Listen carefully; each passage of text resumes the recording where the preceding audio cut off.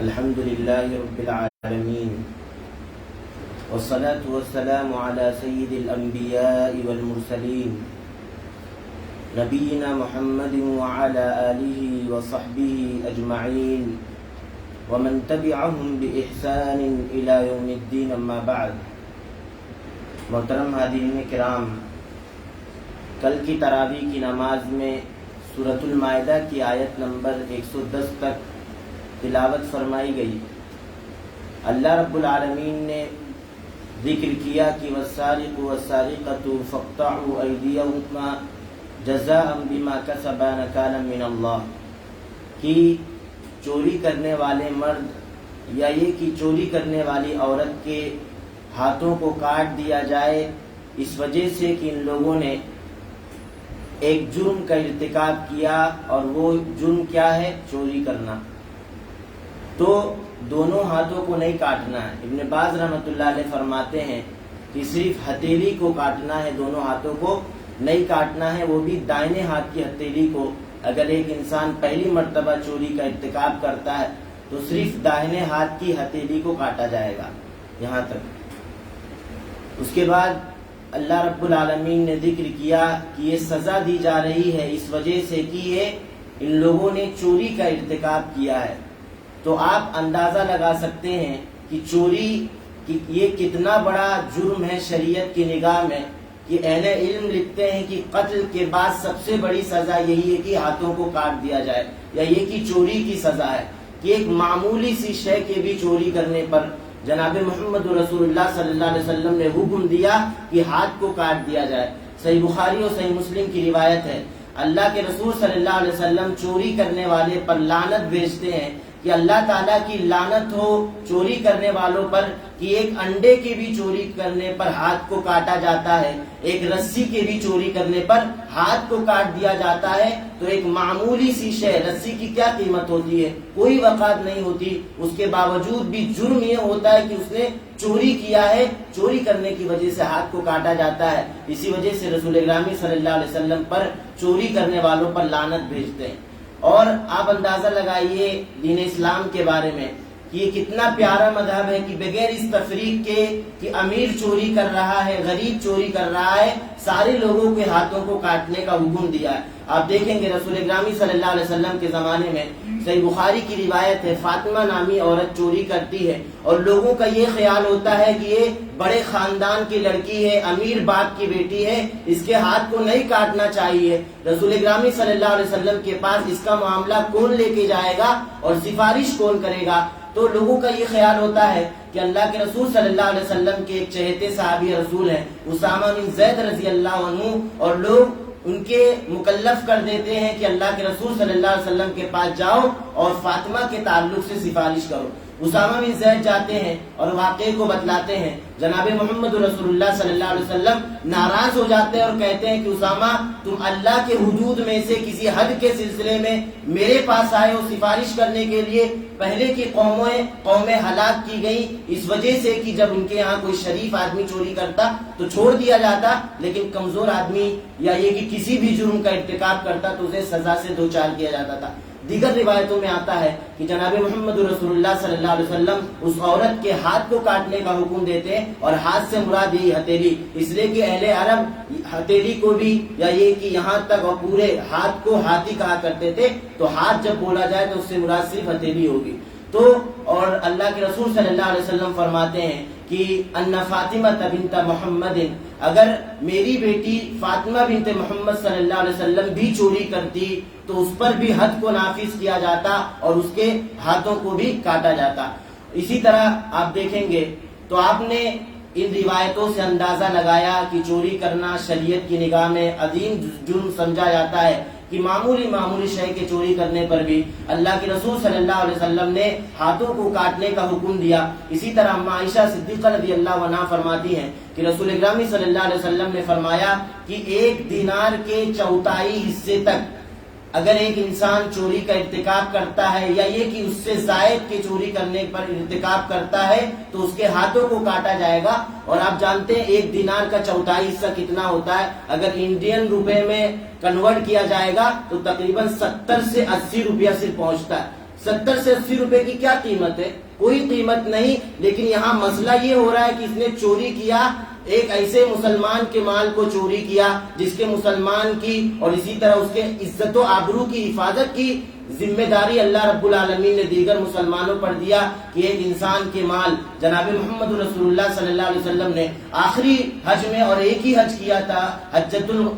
الوداع میں، کہ خطبے میں یہ اعلان کیا تھا کہ آپس میں ایک دوسرے کے مال کو کھانا ناجائز طریقے سے اور اسی طرح عزت و آبرو پر حملہ کرنا، ایک دوسرے کا خون بہانا، یہ ساری چیزیں اللہ رب العالمین نے تم پر حرام ٹھہرایا. اسی طرح ایک بات اور قابل ذکر ہے کہ سارے لوگوں کے ہاتھوں کو نہیں کاٹا جائے گا. اہل علم لکھتے ہیں کہ اگر ایک بیٹا اپنے باپ کے مال کو چوری کر لیتا ہے، ایک باپ اپنے بیٹے کے مال کو چوری کر لیتا ہے، ایک غلام اپنے آقا کے مال کو چوری کر لیتا ہے، تو ان کے ہاتھوں کو یا یہ کہ ان جیسے لوگوں کے ہاتھوں کو نہیں کاٹا جائے گا، اس لیے کہ ایک باپ کی کفالت میں بیٹا ہوتا ہے، ایک بیٹے کی کفالت میں جب باپ بوڑھا ہو جاتا ہے تو وہ ہوتا ہے، اسی طرح ایک آقا کی کفالت میں غلام ہوتا ہے. اور اہل علم تو یہاں تک لکھتے ہیں کہ ایک باپ ایسا ہے جو اپنے بیٹے پر توجہ نہیں دے پا رہا ہے، ظاہر جان بوجھ کر کوئی وہ ایسا کام نہیں کرے گا کہ اس کی خواہش کو پوری نہ کرے، اور ایسی خواہشات کو خاص طور پر جو ضروری خواہشات ہیں، تو اہل علم لکھتے ہیں کہ اگر ایک بیٹا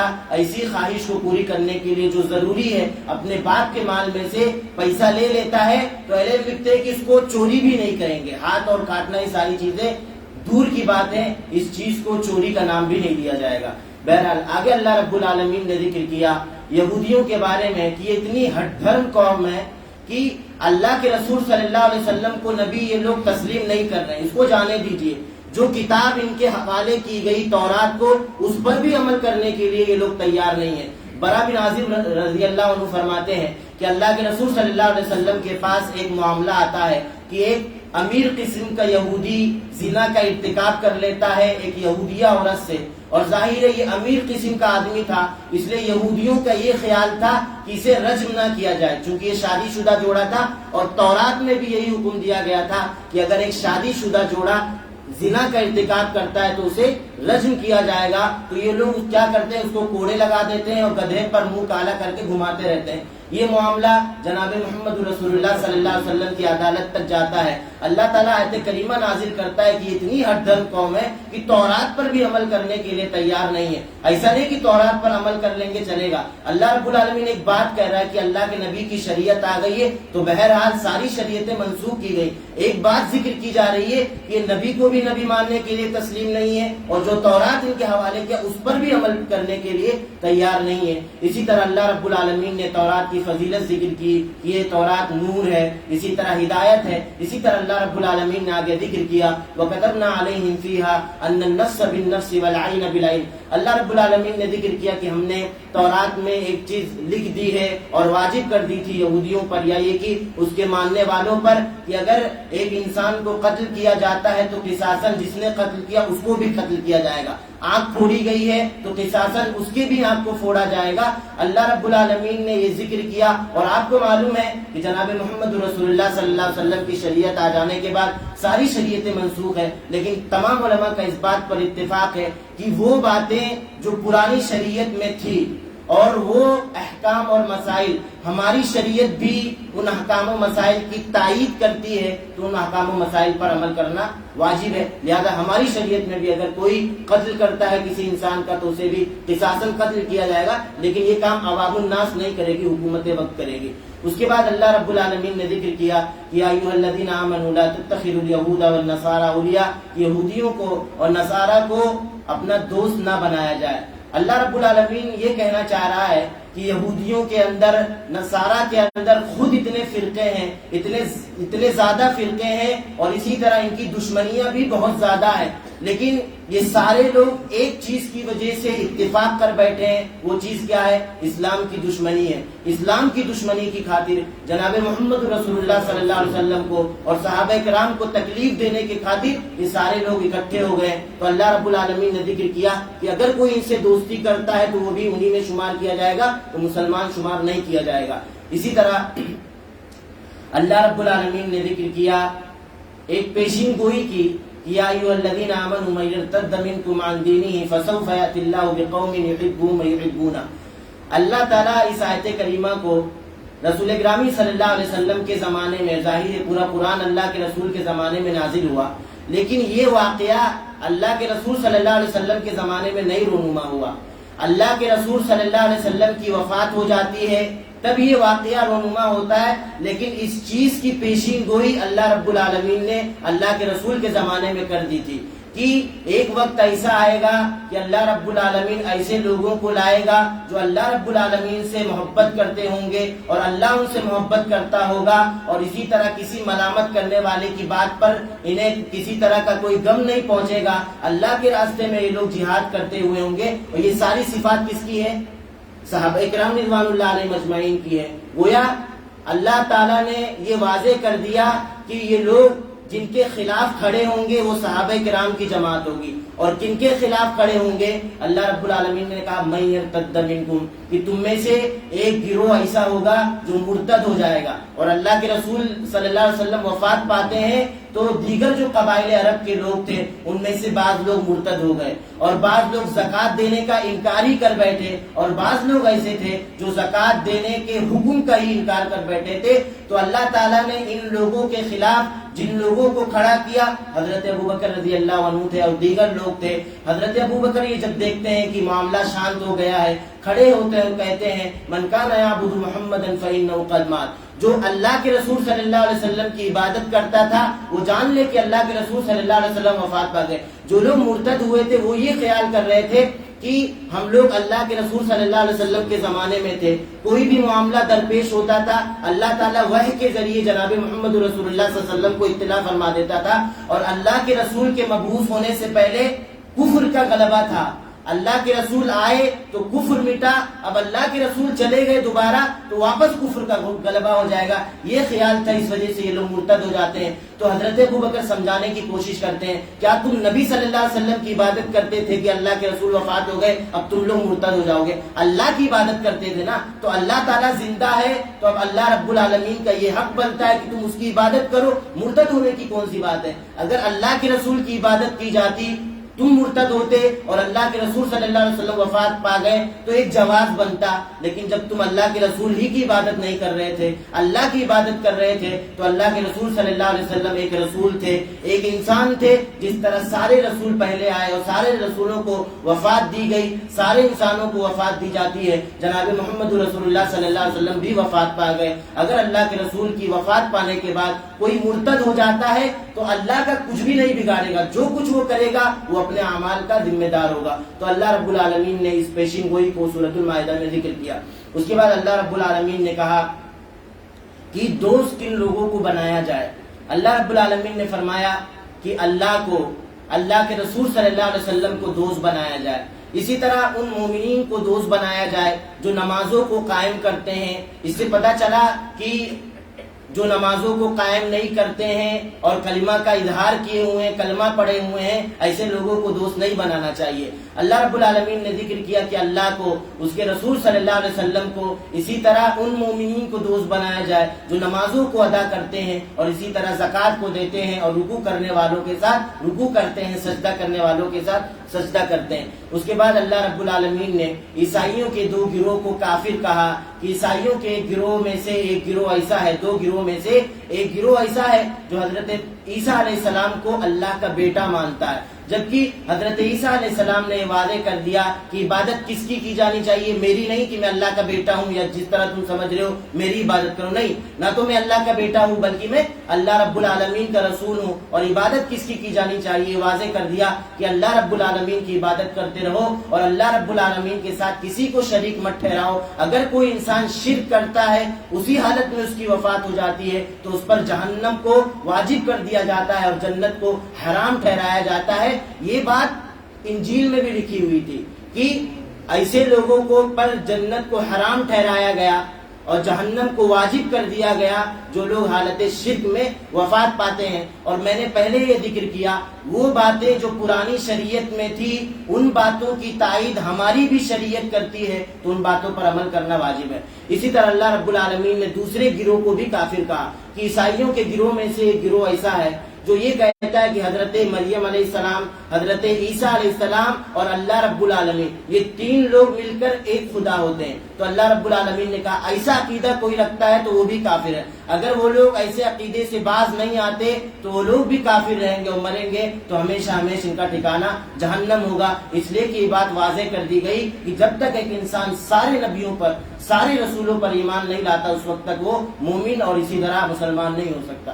اسی طرح اللہ رب العالمین نے حضرت عیسیٰ علیہ السلام کے بارے میں اور ان کی والدہ حضرت مریم علیہ السلام کے بارے میں واضح کر دیا کہ یہ لوگ کون تھے۔ اللہ رب العالمین نے کہا کہ عیسیٰ علیہ السلام صرف ایک رسول تھے، ان کی والدہ پاک دامن تھی، یعنی ایک اعتراض کا جواب خود اللہ تعالیٰ نے دے دیا کہ اگر کوئی یہ مان لے کہ حضرت عیسیٰ علیہ السلام رسول تھے تو یہ اعتراض ہو سکتا تھا کہ حضرت مریم علیہ السلام کو حمل کہاں سے ٹھہرا۔ اللہ تعالیٰ نے خود اس کا جواب دے دیا کہ اللہ رب العالمین ہر شے پر قادر ہے، اور حضرت مریم علیہ السلام نعوذ باللہ زانیہ نہیں تھی بلکہ یہ پاک دامن تھی، اور رسول ہونے کا سب سے بڑی دلیل یہ ہے کہ حضرت مریم علیہ السلام اور اسی طرح حضرت عیسیٰ علیہ السلام جو رسول تھے یہ لوگ کھانا کھاتے تھے جس طرح عام انسان کھانا کھاتے تھے۔ تو اللہ رب العالمین نے آگے ذکر کیا انظر کیف نبین لهم الآیات، کہ تم لوگ غور و فکر تو کرو کہ ہم نشانیاں واضح کرتے ہیں، اس کے بعد بھی نشانیاں پا جانے کے بعد، علامات پا جانے کے بعد بھی تم اللہ رب العالمین کی باتوں کو تسلیم کرنے کے لیے راضی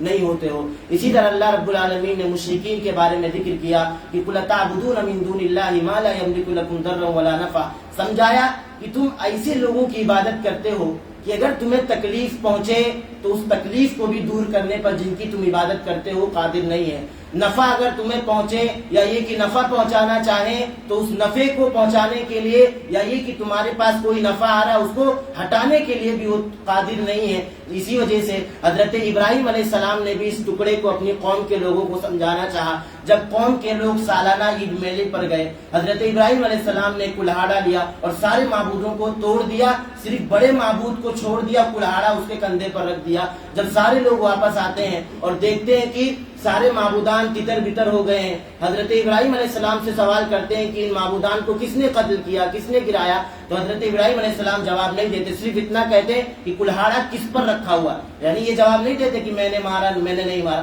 صرف اتنا کہتے ہیں کہ کلہاڑا کس پر رکھا ہوا۔ پھر سمجھاتے ہیں کہ ایسے لوگوں کی تم عبادت کرتے ہو کہ جب انہیں مارا جا رہا تھا یہ خود اپنے آپ کا دفاع نہیں کر پا رہے تھے، تو یہ تمہاری تکالیف کو کیا دور کریں گے اور تمہیں کسی طرح کا کیا فائدہ پہنچائیں گے؟ تو یہی چیز اللہ رب العالمین مشرکین عرب کو زمانے محمد صلی اللہ علیہ وسلم میں جو مشرکین تھے، اللہ رب العالمین انہیں بھی سمجھانا چاہ رہا ہے کہ ایسے معبودان کی تم عبادت کرتے ہو جو نہ تمہیں تکلیف پہنچا سکتے ہیں اور نہ ہی کسی طرح کا تمہیں فائدہ پہنچا سکتے ہیں۔ اسی طرح اللہ رب العالمین نے آگے ایک اور اہم مسئلے کا ذکر کیا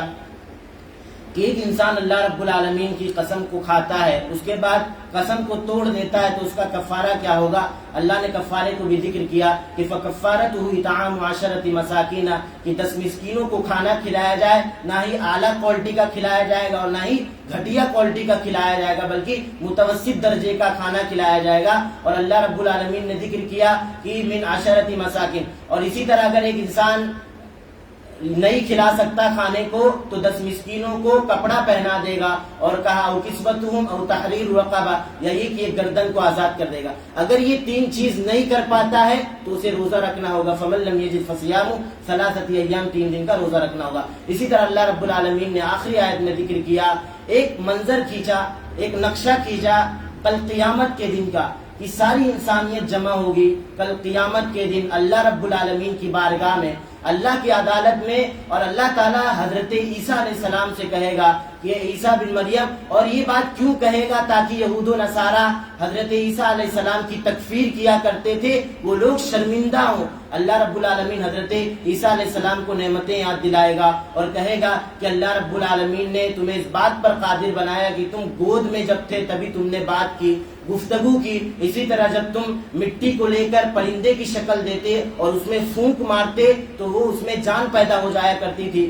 کوڑیوں کو تم صحیح کر دیتے تھے, اندھے لوگوں کو تم صحیح کر دیتے تھے, اسی طرح مردوں کو تم زندہ کر دیتے تھے. یہ ساری معجزات سارے معجزات اللہ رب العالمین نے تم کو دیے. تو یہ ساری چیز کو اللہ تعالیٰ کیوں ذکر کرے گا میدان محشر؟ تاکہ وہ یہود و نصارہ جو حضرت عیسیٰ علیہ السلام کی تکفیر کیا کرتے تھے, وہ لوگ ساری انسانیت کے سامنے شرمندہ ہوں. تو یہ چند باتیں تھیں. ایک بات اور ذکر کرنی ہے. کل کے درس میں تیمم کے سلسلے میں گفتگو کی گئی تھی اور میں نے ترتیب کا لحاظ نہیں رکھا تھا. مجھے اصل میں رد یہ کرنا تھا کہ بہت سارے لوگ یہ سمجھتے ہیں کہ ہتھیلی پر صرف مسا نہیں کرنا بلکہ کوہنی تک مسا کرنا ہے. مجھے صرف اس کا رد کرنا تھا. میں نے ترتیب کا زیادہ دھیان نہیں دیا تھا. اللہ رب العالمین نے ترتیب کے سلسلے میں خود آیت کریمہ میں ذکر کر دیا کہ سب سے پہلے کس پر مسح کیا جائے گا, پھر کس پر مسح کیا جائے گا. کہا فامسحوا بوجوہکم وایدیکم, کہ چہرے پر مسح کیا جائے گا اور ہاتھوں پر مسح کیا جائے گا. اب ہاتھ یہاں تک بھی ہوتا ہے, یہاں تک بھی ہوتا ہے, یہاں تک بھی ہوتا ہے, اس لیے کہ اہل عرب ہاتھ کہہ کر, جیسے چوری والے مسئلے میں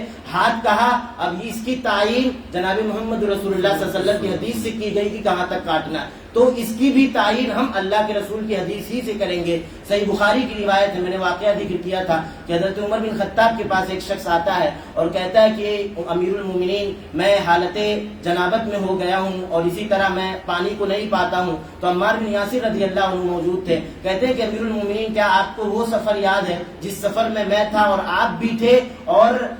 ہم نے پانی نہیں پایا تھا, آپ نے نماز نہیں پڑھی تھی اور میں مٹی میں لوٹ پوٹ گیا تھا, اس کے بعد نماز ادا کر لی تھی, اور رسول اکرامی صلی اللہ علیہ وسلم کے پاس میں گیا اور اللہ کے رسول کے پاس تذکرہ کیا تو اللہ کے رسول نے کہا تھا کہ لوٹنے پوٹنے کی ضرورت نہیں ہے, اور اللہ کے رسول نے کر کے دکھایا. تو آیت کی تشریح جناب محمد رسول اللہ صلی اللہ علیہ وسلم کی حدیث سے لیں گے کہ اللہ کے رسول نے کیسے کیا, عملی طور پر کیسے کیا. اللہ کے رسول صلی اللہ علیہ وسلم نے پہلے اپنے ہاتھوں کو مٹی پر مارا, اس کے بعد پھونک مارا, اگر زیادہ مٹی لگی ہوئی ہے تو ایک انسان پھونک بھی مار سکتا ہے. اس کے بعد اپنے چہرے پر مسح کیا, دوسرے نمبر پر اپنے ہتھیلیوں پر مسح کیا, پورے ہاتھ پر مسح نہیں کیا. صحابی رسول کہتے ہیں صرف ہتھیلی پر مسح کیا. اور میں نے اس پر رد بھی کیا تھا کہ بہت سارے لوگ ضعیف حدیثوں کو پیش کر کے یہ کہتے ہیں, جیسے کہ امام ابو حنیفہ کا خود یہ موقف ہے کہ کوہنی تک مسح کیا جائے گا, جبکہ صحیح بخاری کی اس روایت سے واضح ہو جاتا ہے, صحابی رسول نے واضح کر دیا کہ جناب محمد رسول اللہ صلی اللہ علیہ وسلم نے صرف ہتھیلیوں پر مسح کیا تھا.